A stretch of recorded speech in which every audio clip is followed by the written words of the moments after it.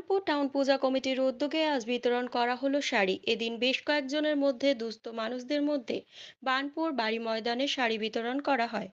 এর সাথে আজ অন্নপূর্ণা পূজা উপলক্ষে সাধারণ মানুষদের মধ্যে প্রসাদ বিতরণও করা হয়। এদিন বহু মানুষ প্রসাদ গ্রহণ করেন। উদ্যোক্তাদের বক্তব্য, বিভিন্ন সময় সমাজমূলক কাজ করা হয়ে থাকে। এদিন অনুষ্ঠানে উপস্থিত ছিলেন বার্নপুর টাউন পূজা কমিটির সভাপতি সৌভিক রায়, সহসভাপতি এমপি বার্নেয়াল, সম্পাদক শিবশঙ্কর চক্রবর্তী, সহ-সভাপতি কমল বোস সহ অনেকেই। ছবিটা আছে।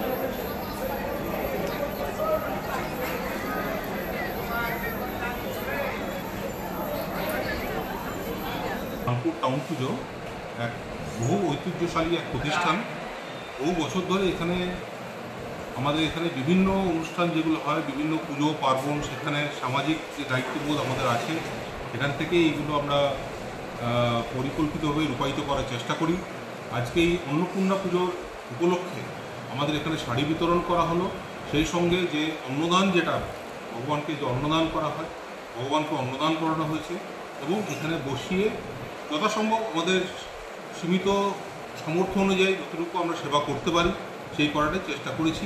टाउन जो बारी मैदान टाउन पूजा है वहाँ पर जो जो हमारा यहाँ का परंपरा जिस हिसाब से चल रहा है, तो भोग प्रसाद का वितरण है और कुछ साड़ी का वितरण है। जो गरीब महिलाएं हैं उनको साड़ी का वितरण किया गया है।